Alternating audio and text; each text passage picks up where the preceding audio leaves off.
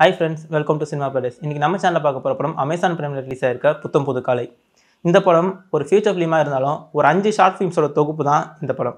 இந்த படத்துல வர 5 கதைக்குமே ஒண்ணுக்கு எந்த சம்பந்தமும் இல்லை அப்படினாலும் இதுல இருக்க ஒரே சிமிலரான விஷயம் என்னன்னு பார்த்தீங்கன்னா லாக்டவுன். இந்த படத்துல வர 5 ஸ்டோரிக்குமே தனித்தனி டைரக்டர்ஸ் இருக்காங்க. ஸோ நம்ம ஒவ்வொரு படமா பார்த்துலாம் வாங்க மூவிக்குள்ள போலாம்.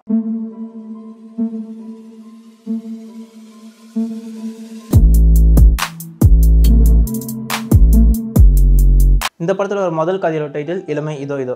இதை டைரக்ட் பண்ணிக்கிறவங்க சுதா கொங்காரா. இந்த கதையில் நடிச்சிருக்கிறது ஜெயராமன் ஊர்வசி. ரெண்டு பேருமே ரொம்ப மெச்சூரான ஆக்டர்ஸ். இந்த படத்தில் இந்த கதைக்கு இவங்களோட நடிப்பு தான் மிகப்பெரிய பலமே. மியூசிக் ஒரு பக்கம் இருந்தாலும் இவங்களோட நடிப்பு இன்னும் கொஞ்சம் எக்ஸ்ட்ராவே இருக்கும் இந்த படத்தில். இந்த படத்தோட ஸ்டோரி என்னன்னு பார்த்தீங்கன்னா, கணவன் இழந்த ஒரு பெண்ணும் மனைவி இழந்த ஒரு ஆணும் பேரம்பைத்தெல்லாம் எடுத்ததுக்கு அப்புறம் கூட அவங்களுக்குள்ள லவ் வரலாமா, இன்கேஸ் லவ் வந்தாக்கா அதை அவங்க பசங்ககிட்ட எப்படி சொல்லி அணுகுவாங்க அப்படின்றதான் இந்த படத்தோட கதை. நம்ம இந்த படத்தோட கதையை பற்றி டீட்டெயிலாக எதுவும் பேச தேவையில்லை. பிகாஸ் உடனே சமுதாயம் நம்மளோட கலாச்சாரம் கண்ணியம் தூக்கிட்டு வந்துடுவாங்க. நம்ம அதை பற்றி பேச தேவையில்லை. நம்ம அடுத்த கதைக்கு போயிடலாம். அடுத்த கதையோட டைட்டில் அவளும் நானும். டைட்டில் கேட்கும்போது உங்களுக்கு தெரிஞ்சுக்க டைரக்ஷன் யாருன்ட்டு கௌதம் வாசுதேவ் மேனன் தான். Cinematography PC Sreeram. இந்த படத்தோட ஸ்டோரி பார்த்தீங்கன்னா, ஒரு சின்ன மனஸ்தாபத்தால் தம் பொண்ணையும் மாப்பிளையும் பிரிஞ்சு வாழ்கிற அப்பா, அவரை பார்க்க வர பேத்தி, இவங்க ரெண்டு பேருக்கு நல்ல அழகான கதை தான் இந்த படம். இந்த கதையில் தாத்தாவாக வருது MS பாஸ்கர், பேத்தியாக வருது ரீத்து வர்மா. MS பாஸ்கர் சார் சொல்லவே தேவையில்லை, ஆக்டிங்லாம் வெறித்தனம், பயங்கரமாக நடிப்பார். இந்த கதையிலையும் இந்த ஸ்டோரிலையும் வாய்ப்பே இல்லை. அவரால் எவ்வளோக்கு எவ்வளோ எமோஷனாக நடிக்க முடியுமோ அவ்வளோ எமோஷனாக நடிச்சிருக்காரு. நம்மளையும் ஒரு சில சீனில் அழ வைக்கிறாரு. அப்புறம் இந்த படம் ஜேவிஎம் படம் தான் கன்ஃபார்ம் பண்ணதுக்கு வழக்கம் போல் வாய்ஸ் ஓவர்லேருந்து ஸ்டார்ட் ஆகுது படம். PC ஸ்ரீராமோட சினிமாட்டோகிராஃபி பற்றி நம்ம சொல்லவே தேவையில்லை, அவரெல்லாம் வேறு லெவல். ஸோ இந்த படம் இந்த ஸ்டோரியிலையும் சூப்பராக பண்ணியிருக்காரு. இந்த படம் ஒரு ஃபீல் குட் மூவி, சான்ஸ் இல்லை, சூப்பராக இருந்தது. அதுக்கு முழுக்க காரணம் MS பாஸ்கர் சார் தான். இந்த படத்தில் 3ஆவதாக வர கதை காஃபி அனிவன். இந்த படத்தை டைரக்ட் பண்ணிக்கிறது சுஹாசினி மணிரத்னம். இந்த படத்தில் ஸ்டோரி பார்த்தீங்கன்னா, ஒரு வயசான அம்மா உடம்பு இல்லாமல் படுத்த படுக்கையாக இருக்காங்க. அவங்க ஹஸ்பண்ட் கூட ஹெல்ப்புக்கு இருக்காரு. இவங்க ரெண்டு பேரும் பார்த்துக்கிறதுக்கு இவங்களோட ஃபஸ்ட்டு பொண்ணான சுஹாசினியும் செகண்ட் பொண்ணான அனுஹாசனும் வெளிநாட்டிலேருந்து வராங்க. பட் ஏதோ ஒரு சின்ன மனஸ்தாப காரணமான 3ஆவது பொண்ணான ஸ்ருதிஹாசன் வரமாட்டாங்க.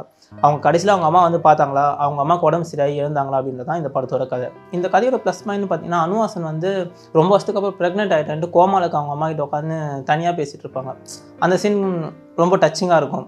இந்த கதையில் இருக்க மைனஸ்ன்னு பார்த்தீங்கன்னா, இந்த படத்தில் இருக்க 5 ஸ்டோரியில் இந்த ஸ்டோரி மட்டும் நம்ம மனசில் அவ்வளோ சீக்கிரம் ஒட்டியிருக்காது. அதுக்கு நிறைய ரீசன் இருக்கலாம். இந்த சுஹாசினியோட ஆக்டிங்காக இருக்கட்டும், அவங்களாம் எல்லாருமே நல்ல ஆக்டர்ஸ் இதில் இருந்தவங்க எல்லாருமே. பட்டு அவங்க இதை ஒரு ஷார்ட் ஃபிலிமாகவே நினச்சி பண்ணிட்டாங்களா என்னன்னு தெரியல. அவ்வளோ ஆக்டிங் அவ்வளோ இது நல்லா இருந்திருக்காது. அதுக்கப்புறம் ஸ்டோரி ஆகட்டும், அதுக்கப்புறம் அதில் வர ஒரு சின்ன அவங்க ரெண்டு பேரும் சேர்ந்து ஒரு சின்ன டான்ஸ் ஆடுவாங்க, சுஹாசினி அனுஹாசன் சேர்ந்து ஒரு சின்ன டான்ஸ் ஆடுவாங்க, அதுவாகட்டும் எல்லாமே நம்ம மனசில் அவ்வளோ சீக்கிரம் ஏற்றுக்கிற மாதிரி இல்லை. அதனால இந்த ஸ்டோரி கொஞ்சம் டவுனாகவே இருக்குது. ஸோ நம்ம அடுத்த ஸ்டோரிக்கு போயிடலாம். 4ஆவதாக வர ஸ்டோரி ரீயூனியன். இதில் நடிச்சிருக்கிறது Andrea, Gurcharan and Leela Samson. இந்த கதை பார்த்தீங்கன்னா, லாக்டவுன் காரணத்தால் ஆண்ட்ரியா குருச்சரன் வீட்டில் தங்குற மாதிரி வருது. அப்படி தங்கும் போது ஆண்ட்ரியாவுக்கு ட்ரக் அடிக்ட் இருக்குன்னு குருச்சரன் கண்டுபிடிக்கிறாரு. அவங்க அந்த ட்ரக் அடிக்ட்லேருந்து மீண்டாங்களா, கிளைமேக்ஸ் என்ன ஆச்சுன்றது தான் இந்த படத்தோட ஸ்டோரி.